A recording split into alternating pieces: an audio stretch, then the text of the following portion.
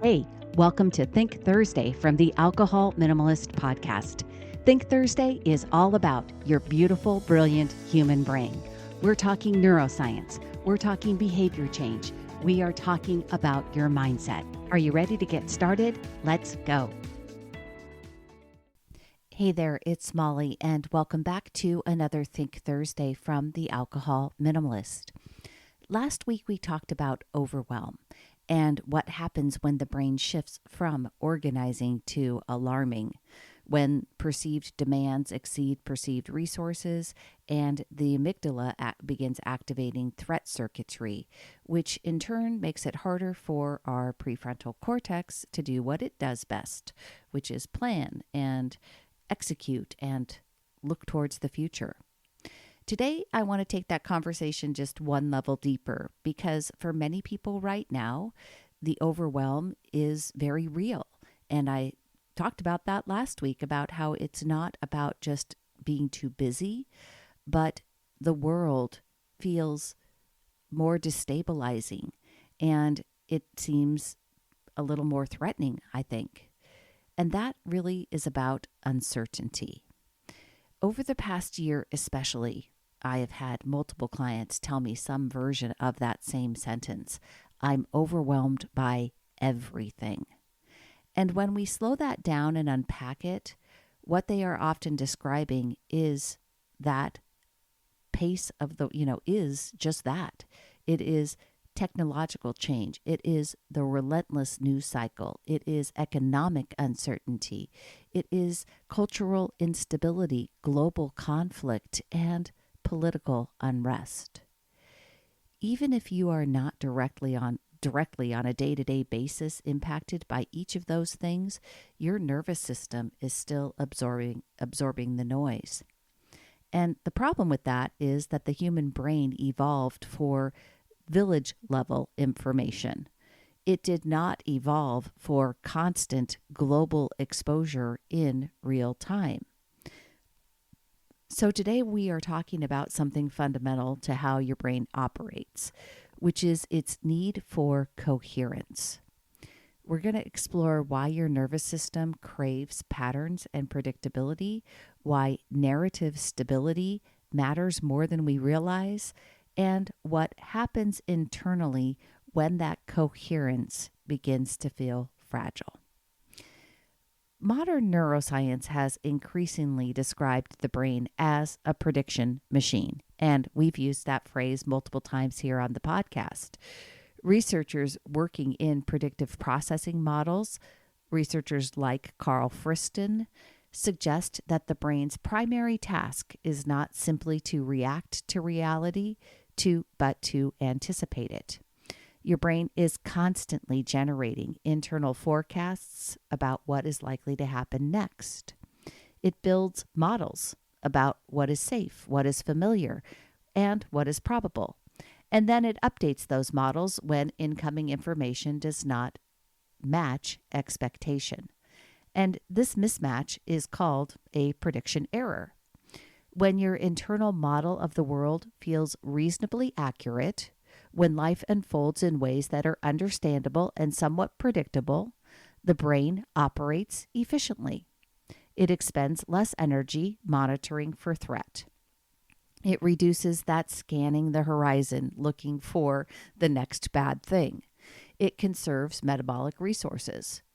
Prediction in this sense equals efficiency, and efficiency often feels like calm. However, when prediction begins to fail, when the future feels unstable or unclear, or when the rules appear to be shifting, the brain increases vigilance. Monitoring intensifies, stress hormones such as cortisol rise, and the amygdala becomes more reactive. Uncertainty is not just psychologically uncomfortable, it is neurologically expensive. And there is compelling research that supports this. Studies comparing predictable and unpredictable stressors consistently show that unpredictable stress produces stronger physiological responses than predictable stress, even when the predictable stressor is objectively worse. In other words, the brain often prefers a known negative outcome to an unknown one at all. So it prefers a negative certainty over an unknown predicted, an unknown future. And why would that be? Because predictability allows for preparation, and preparation reduces perceived threat. When you know what is coming, even if it's difficult, your nervous system can organize around it. When you do not know what is coming, the predictive loop cannot complete itself. And because it cannot complete itself, the amygdala increases activation, cortisol levels rise, and the body prepares not because danger is certain, but because the future is unclear. Researchers Travis True and Stephen Heine describe how disruptions in meaning and coherence increase anxiety and motivate the brain to restore order. Coherence stabilizes the system. Ambiguity destabilizes it. So, coherence, right? Making sense of things, making meaning. When someone says, I'm overwhelmed by everything, the word everything represents a collapse of that narrative, of the meaning. The brain cannot model everything simultaneously. It cannot prioritize everything at once. So it defaults to alarm. This is also where that language becomes really important. Last week, I talked about the quote that I had shared on social media. Every time you replace I'm overwhelmed with I need to decide what matters most and go slow, your brain stops firing alarm signals and starts organizing information again. Now, we talked about how that isn't necessarily neuroscientifically correct in terms of it doesn't happen immediately, but research on cognitive reappraisal by psychologist James Gross shows that when we reinterpret or relabel a situation, activity in the prefrontal cortex increases and amygdala activation decreases over time. It's not magic, but it is measurable. It is brain retraining. It is creating new neural pathways. When you shift from saying, I'm overwhelmed, which is a global identity-based statement, to saying, I need to decide what matters most and go slow, you are recruiting your executive function, your prefrontal cortex. You're shifting from that threat frame to a task frame. And the brain responds differently to those frames. This connects back to something that I also talked about last week, and I talk about often. I say that thoughts are both descriptive and prescriptive at the same time. When you repeatedly tell yourself, I'm overwhelmed, you are not strictly just describing your experience. You are actually prescribing your future. You are reinforcing a prediction. The brain is fundamentally a prediction engine. It uses your sentences, your thoughts, your experiences to anticipate what happens next. And repetition of your thoughts, like I'm overwhelmed, strengthen expectation. That's why language matters. Not because it eliminates stress instantly, but because it shifts the predictive model. The modern nervous system is metabolizing more information than at any point in human history. And the problem is that our brain did not evolve to track what was happening all across the world. It literally evolved to track what was happening in a relatively small social circle. It did not evolve for constant exposure to global crises and economic forecasts and technological advances and revolutions and cultural debates, all delivered in real time. When input exceeds the brain's capacity to construct stable models, uncertainty rises. Uncertainty increases our scanning activity of the brain, and scanning activities increase stress. Our stress reduces our cognitive flexibility, and when cognitive flexibility drops, even small decisions begin to feel heavier. Now, this is not, fragility. This is just neurobiology, and it has direct implications for behavior change. We've talked about this before in terms of the brain's energy, right? The brain is far more willing to invest effort when it believes the future is navigable. When it can reasonably anticipate how actions will unfold and what outcomes are likely, it allocates resources towards planning and follow through. But when the future feels chaotic or unstable, the brain shifts its priorities towards short-term safety and predictability.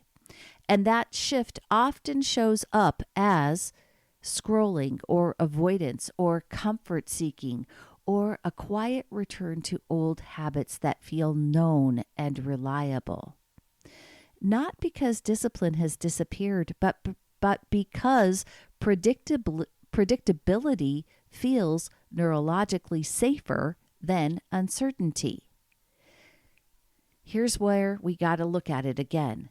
Coherence builds confidence. So when you make meaning out of things, when you restore hierarchy and priority in your thinking, it builds confidence.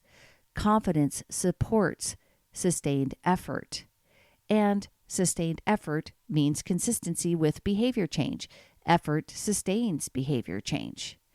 When coherence drops, consistency often drops with it.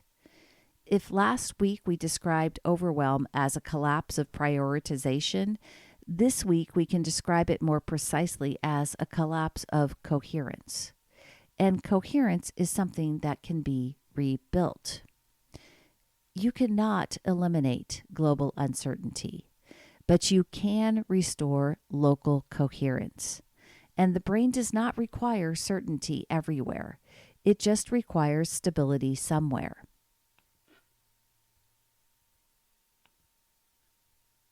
Here are 5 concrete steps you can begin using immediately. Number 1, narrow the time horizon. Instead of attempting to solve the entire month or the year, bring your focus to today, to tomorrow.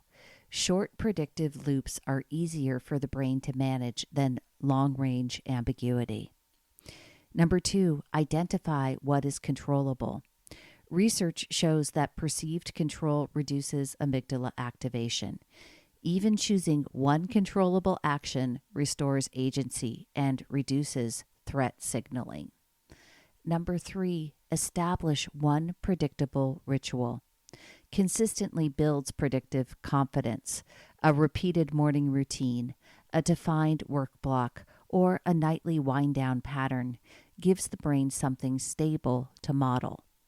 Number 4, limit interpretive overload.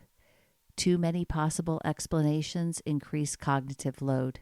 Choose the most useful interpretation rather than entertaining every hypothetical scenario. And number 5, build one daily evidence loop. Follow through on one manageable commitment each day. When your behavior becomes predictable, the brain regains trust in its own forecasting. Each of these steps restores hierarchy. Each reduces prediction error, and each sends a stabilizing signal to the nervous system. You are telling your brain, the world may be uncertain, but my behavior has structure, and that structure matters. Your brain does not require absolute certainty in order to function well. It requires enough pattern to feel oriented, to maintain coherence. It requires enough structure to reduce constant monitoring. And it requires enough stability to believe that its predictions will not be continuously disrupted. You cannot calm the entire world, but you can restore order in your immediate sphere. When you create small, predictable routines and narrow your focus to what is actionable today, you rebuild coherence, one decision at a time. And when coherence returns, clarity follows. That's all I have for you today, my friends. Until next time, choose peace, and I will see you on Monday.